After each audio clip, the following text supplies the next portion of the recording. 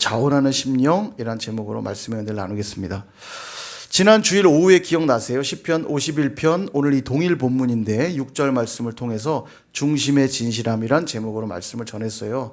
우리가 세부대로 준비되기 위해 가져야 될 모습, 우리의 중심이 진실해야 된다. 그래서 드렸던 사람이 누구죠? 요셉이었어요.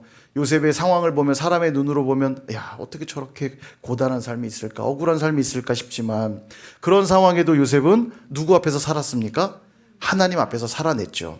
그랬을 때 하나님은 요셉을 통해 많은 영혼들을 살리셨고, 요셉을 복의 통로 삼아서 많은 축복을 부어주셨던 것들을 보게 됩니다. 그 상태가 바로 중심의 진실함이에요. 누가 보든지 보지 않든지, 어떤 상황, 어떤 조건에서도 그의 기준은 늘 하나님이셨어요. 하나님의 말씀에 사로잡혀 살았습니다. 하나님의 불꽃 같은 눈동자 앞에서 살았어요. 그게 뭐라고요? 중심의 진실함. 이게 중요합니다. 이게 중요해요. 그런 자들을 통해 하나님은 새 역사를 이루시고 구원의 은혜를 부어주시는 거죠. 그리고 오늘은 동일한 본문인 시편 51편의 12절 말씀을 통해서 우리가 또 어떤 세부대로 준비되어야 하는 걸 보려고 하는데요. 오늘은 자원하는 심령입니다. 시편 51편은 우리가 잘 아는 대로 밧세바를 범하고 우리아를 전장에 내보내 죽게 한 후에 그 죄를 깨닫고 회개하며 지은 시예요. 회개하며 하나님께 올려드린 기도입니다. 죄를 지은 자신을 보니까 자신 안에 사라진 걸 발견했는데, 뭐가 사라졌는지 봤더니 기쁨이 사라졌어요. 여러분, 이게 죄가 주는 고통입니다. 죄 지어 보세요. 불안과 공포 속에 살게 되죠. 걸리면 어떡하지? 누가 알면 어떡하지? 죄를 지은 자에게 사라지는 게 평안과 기쁨입니다. 그리고 죄가 없는 자들이 누리는 게 평안과 기쁨이에요. 그죠?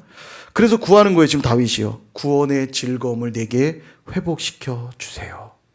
여기 회복하다란 단어가 최근에 자주 등장하는 히브리어 단어 슈브입니다. 구약에 정말 많이 등장하는 단어인데, 구원의 즐거움이 내게 돌아오게 해주세요.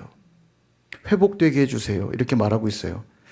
돌아보니까 이전에 하나님과의 친밀함이 있었고 그분과의 사귐이 있을 때 내 안에 분명 기쁨이 있었고 평안이 있었거든요. 여러분, 사랑하는 사람하고 헤어져 보신 경험들이 있으십니까? 주로 연애할 때 많이 경험하는 것 같아요. 물론 그거 아니어도 교회 안에서 나랑 정말 친했던 누군가와 여러 가지 다툼이 일어나서 관계가 깨질 때도 비슷한 상황일 겁니다. 그런 상황 오면 마음이 많이 힘들죠. 일단 뭐가 사라지면 평안과 기쁨이 사라져요. 관계가 깨지면요. 그리고 그 관계가 회복하고 싶어지면 간절해집니다. 어떻게 하면 이 관계를 회복할 수 있을까?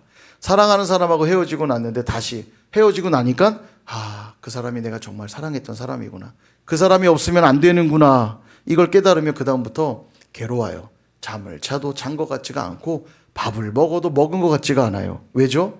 그 관계 회복이 되지 않으니까, 회복하고 싶은 마음 때문에. 지금 다윗이 그러고 있는 겁니다. 하나님과 친밀감을 누렸던 바로 그 시간, 너무 그리운 거예요. 하나님, 구원의 즐거움을 회복시켜 주세요. 그때 하나님과 친밀했던 그 시간으로 돌아갈 수 있게 해주세요.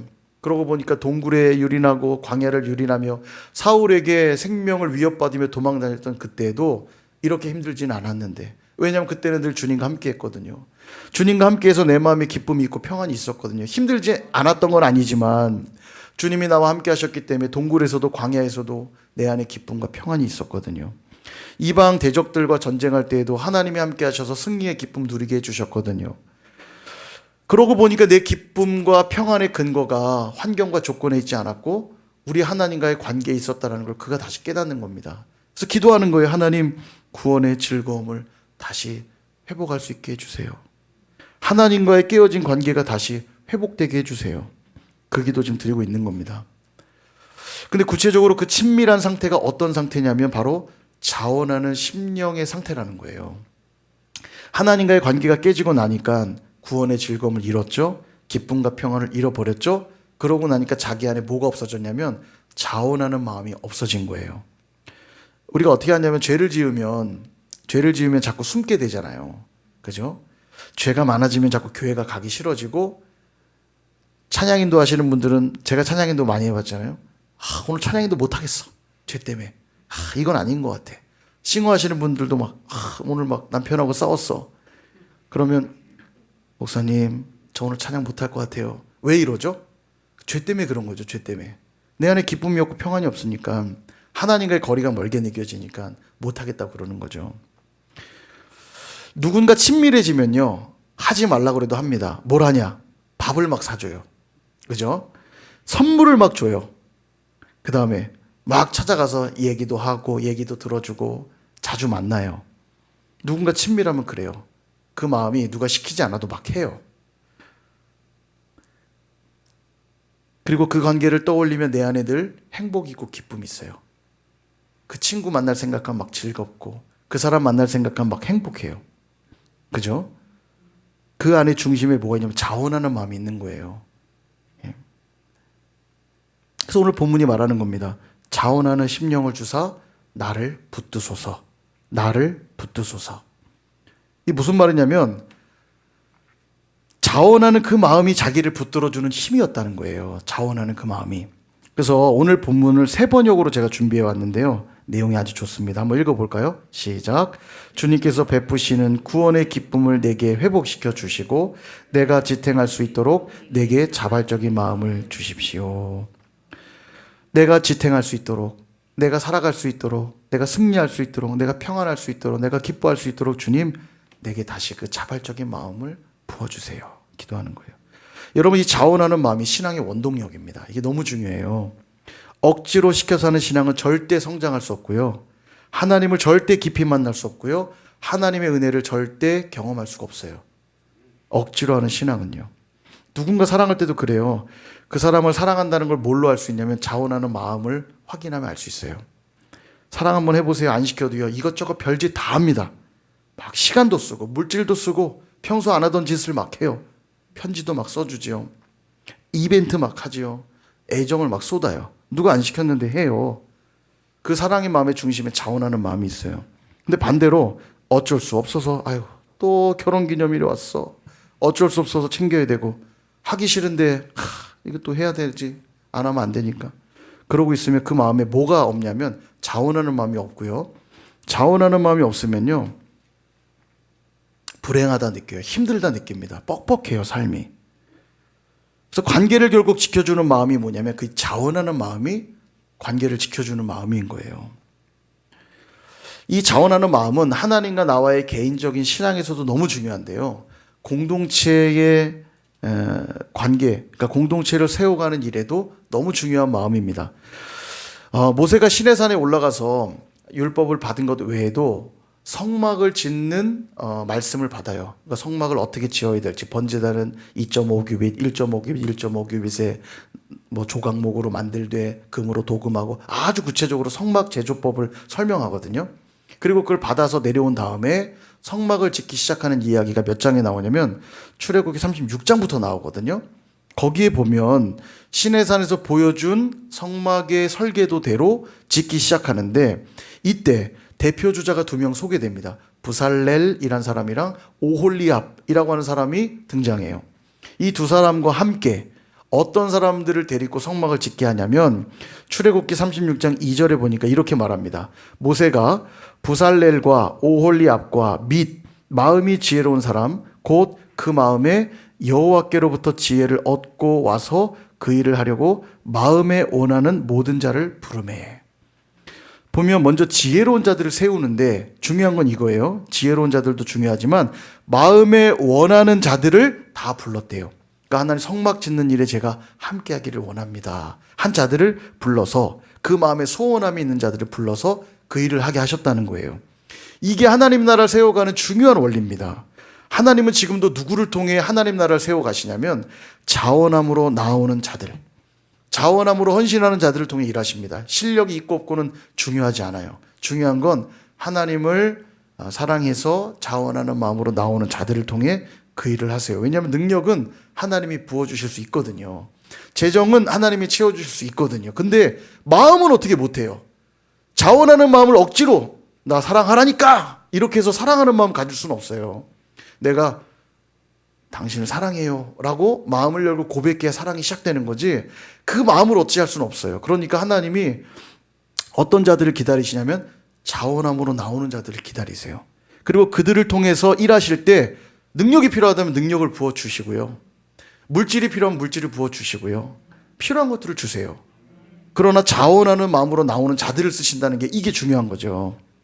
만약 체면 때문에 하고 누군가에게 보여주려고 하고 자랑하려고 하고 있다면 그것은 하나님의 나라를 세워갈 수가 없어요. 자기 나라는 세우겠죠. 내가 이렇게 대단해. 내가 이렇게 실력 있어. 나 괜찮지? 자기 나라는 세우겠지만 거기에는 하나님 나라가 임하지 않습니다. 하나님이 그 섬김의 자리에는 임재하시지 않아요. 기뻐받지 않으세요. 그런 건. 자, 그러면 자원하는 마음이 없으면 안 해도 되냐? 이 말이 그 말이 아닙니다. 자원함이 없으면 차라리 하지 마. 물론 그래야 됩니다. 억지로 할 수는 없으니까요. 근데 이 말은 자원하는 마음이 없으면 하지 말을 말하려는 게 아니라 반드시 해야 되는데 기왕 한다면 억지로 이끌려서 하지 말고 부득이해서 하지 말고 자원함을 하라는 거예요. 예배드리러 나온다면 아이고 또 안 나가면 목사님 잔소리 할 텐데 가야지. 이렇게 오지 말고 그래 오늘도 내가 전심으로 주님 찬양해야지. 주님 주시는 말씀 받아야지. 자원하는 마음으로 나와 예배하라는 거예요. 기도하고 말씀 묵상할 때도 또 안 하면 또 목사님 잔소리 할 텐데 기도하고 말씀 뭐 형식적으로라도 해야지. 그렇게 하는 것이 아니라 정말 주님을 사모하는 마음으로 자원하는 마음으로 하라는 거예요. 교회에서 봉사하고 헌신할 때도 동일합니다. 아휴 뭐 또 직분 받았으니까 야 나 이제 이번에 임직 받으면 이제 내 인생은 끝났네. 임직 안 받았을 때가 좋았는데 이거 뭐 권사되고 안수집사 됐으니 해야지 뭘가 아니라 그래 내가 어차피 임직 받는 것 이제 내가 자원함으로 해야지. 주님을 사랑함으로 해야지. 그렇게 하라는 거예요. 헌금할 때도 마찬가지예요. 아이고 주님 맨날 내 돈 뜯어가시고 가 아니라 이 모든 것이 내가 주께로부터 왔으니 오늘도 감사함으로 기쁨으로 드려야지. 그렇게 드리라는 거예요. 주님을 사랑하는 자들은 그 행위가 다 자원함으로 이루어진다는 겁니다. 그래서 여러분 성숙한 공동체, 부흥하는 공동체의 특징은 뭐냐면 누가 하실래요? 그러면 여기저기서 제가 할게요. 제가 할게요. 저요. 비켜봐 저요. 이렇게 이게 많으면 그 교회는 건강한 공동체예요. 하나님의 임재가 늘 충만하게 있는 공동체입니다. 자원하는 자들이 막 넘쳐나야 돼요. 근데 이제 성숙하지 않은 공동체, 절대 부흥하지 않은 공동체는 조용. 제가 할게요. 제가 한대요. 그리고 묻어가야지. 조용히 쓱. 이런 공동체에는 하나님의 역사가 일어나질 않습니다. 하나님의 나라가 그곳에 임하질 않아요. 자원하는 자들이 자원함으로 나아갈 때 역사가 일어납니다. 이걸 꼭 기억하셔야 돼요. 우리가 정말 세부대로 빚어져서 부어주시는 복을 누리고 싶다면 먼저 자원하는 마음으로 나아오는 일이 필요합니다. 그래 누군가는 그래야지가 아니라 이 말씀을 지금 듣고 있는 저와 여러분이 나에게만 적용하면 돼요. 이때 그러니까 그 김집사 말이야. 이 말씀을 들어야 되는데 김집사가 아니라 오늘 저와 여러분이 하면 됩니다. 되게 재밌는 게요. 우리가 이제 이렇게 돌리면 이렇게 이 가운데 생기는 힘은 구심력이라고 그러고요. 바깥에 생기는 힘은 원심력이라고 그래요. 이 원심력이 생기기 위해서 항상 먼저 생겨야 될 힘이 뭐냐면 구심력입니다. 이 구심력이 있어야만 구심력이 있을 때 원심력이 생기는 거예요. 그리고 이게 길고 무거우면 무거울수록 원심력의 파괴력은 굉장히 큽니다. 태풍이 그렇잖아요. 태풍의 눈에 그 구심력이 태풍의 바람을 만들면 그 폭이 크고 빨리 돌면 빨리 돌수록 엄청나게 다 쓸어버리거든요. 그러니까 공동체 안에 강력한 성령의 능력이 나타나는 공동체는 어떤 공동체냐면 자원하는 심령들, 구심력을 만들어주는 자원하는 자들이 많아지면 그 공동체 파워는 굉장합니다. 서로 막 하려고 그러고 막 이러잖아요. 그러면 안 하려고 묻어갈렸던 사람도 덩달아 막 하게 돼요. 휩쓸려 가버려요. 막 쓸려 가버립니다. 부흥을 안 할 수가 없어요. 근데 막 한두 명만 막 하고 나머지는 관심도 없고 제가 한대요 그러고 묻어가려고 하는 공동체에선 하나님 나라가 임하질 않아요. 어떠십니까 여러분은? 자원하는 분들이세요? 옆에 계신 분 물어보실래요? 당신은 자원하는 분입니까? 여보 시켜도 안 하잖아요. 보세요. 선일교인이 갈 길이 멉니다. 지금 시켜도 안 해요. 순종하면 복을 받는다는데 순종 안 해요. 다 훈련입니다. 제가 괜히 시키는 게 아니에요. 물 마시려고 시키는 거예요. 그러니까 해주셔야 제가 편하게 물 먹는데 조용히 그러면 제가 막 죄 짓는 기분이 들잖아요. 한 번 더 옆에 계신 분에게 당신은 자원하는 분이십니까?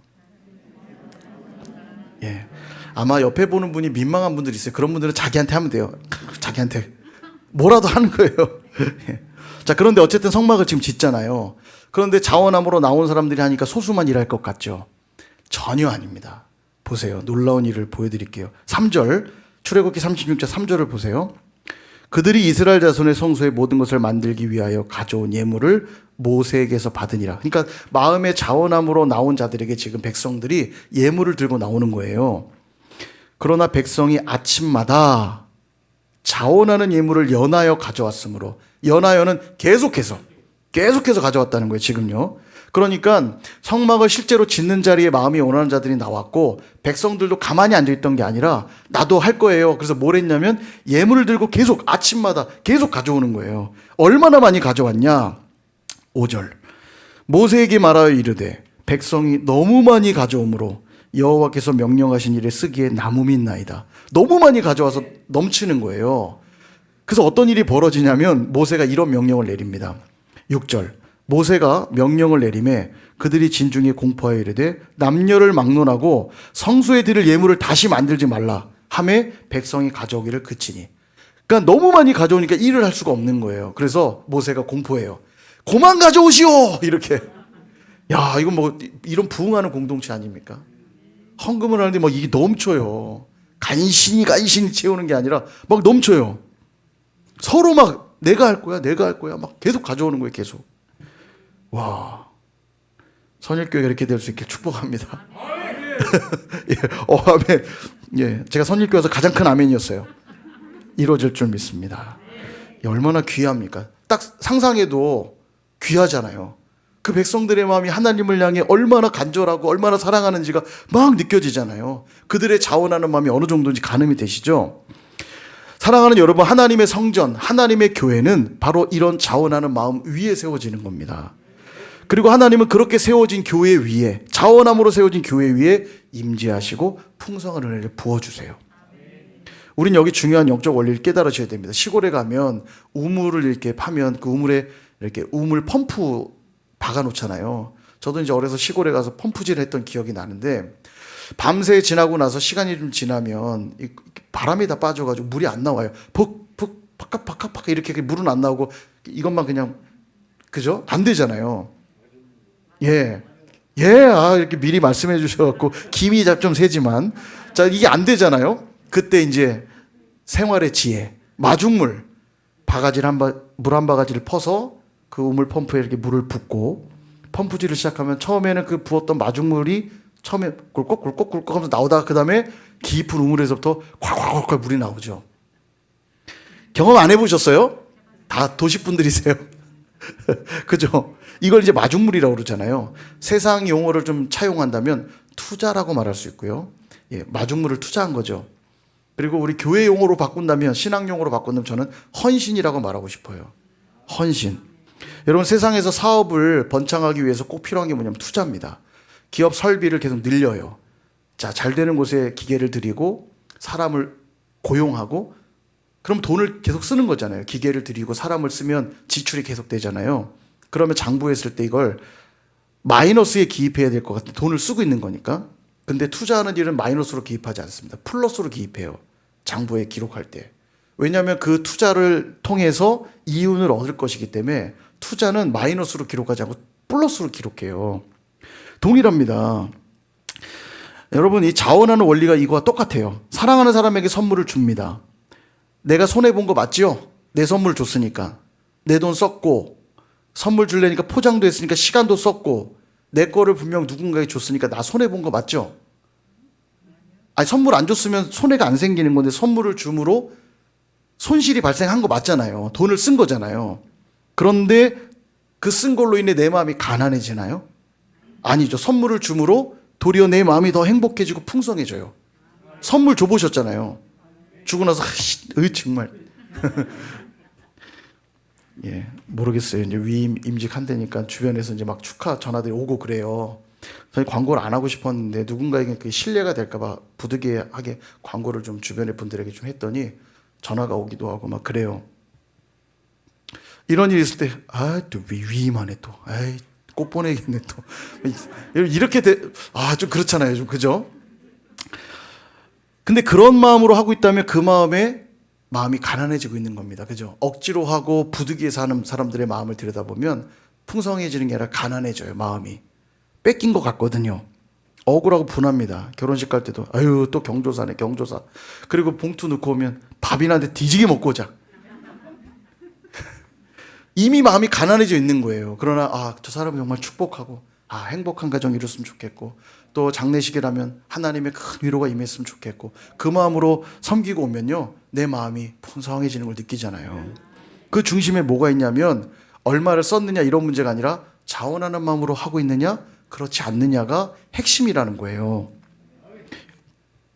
분명 내가 손해보는 것 같지만 자원하는 마음으로 섬길 때 그 일들을 제가 아까 헌신이라는 단어를 썼잖아요. 헌신할 때 손해보는 것 같지만 도리어 우물물이 콸콸콸콸 쏟아져 나오듯이 그 작은 나의 드림과 헌신과 섬김을 통해서 오히려 하나님은 내게 더 풍성한 은혜를 한없이 부어주시는 거예요. 작은 선물 하나 주고 내 마음은 천국을 누리는 것처럼 행복해요.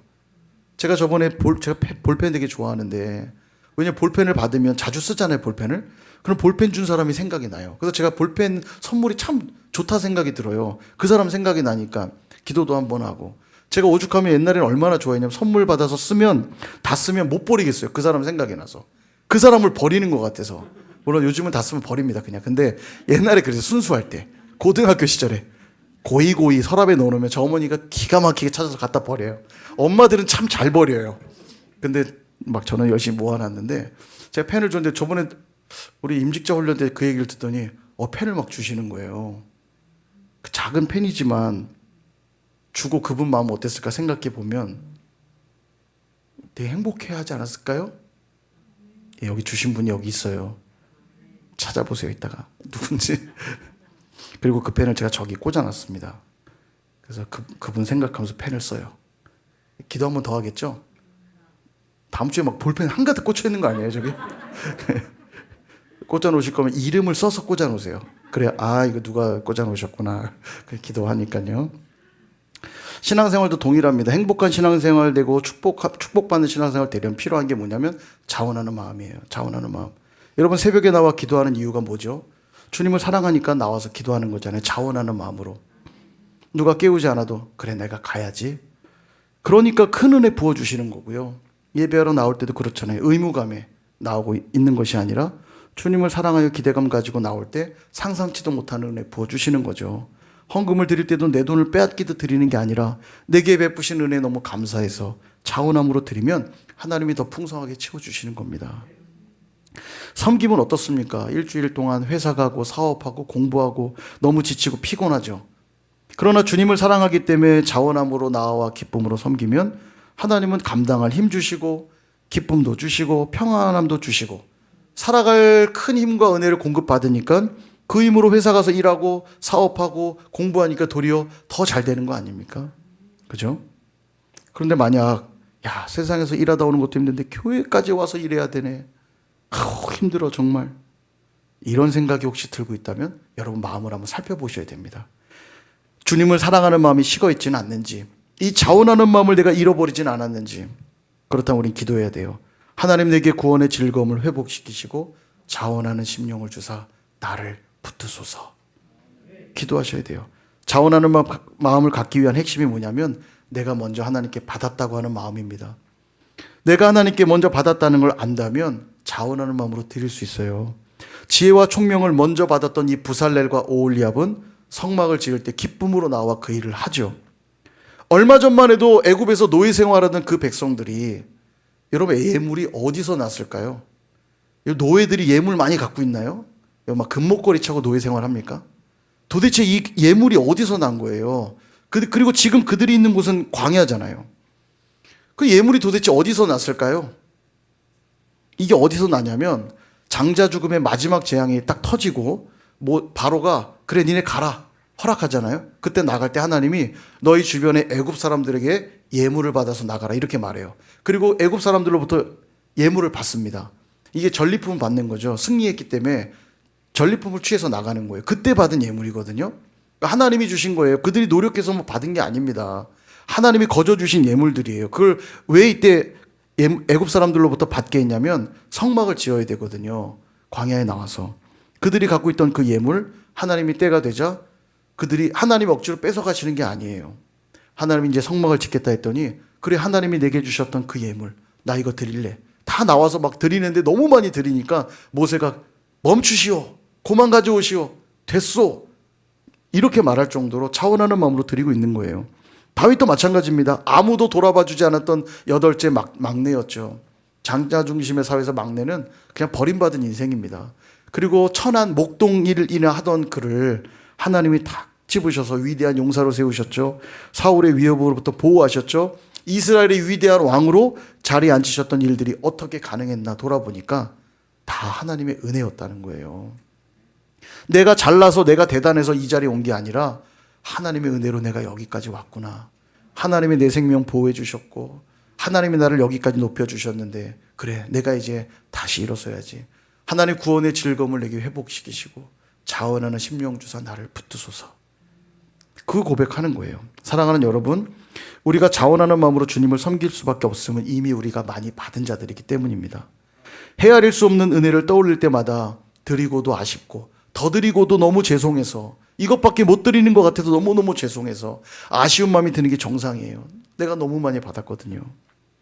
우리 찬송 밤낮 불러서 찬송을 드려도 늘 아쉬운 마음 분일세. 찬송을 너무너무 많이 드렸는데도 아쉬워요. 죄송해요. 더 많이 드려야 되는데. 늘 울어도 그 큰 은혜 다 갚을 수 없네.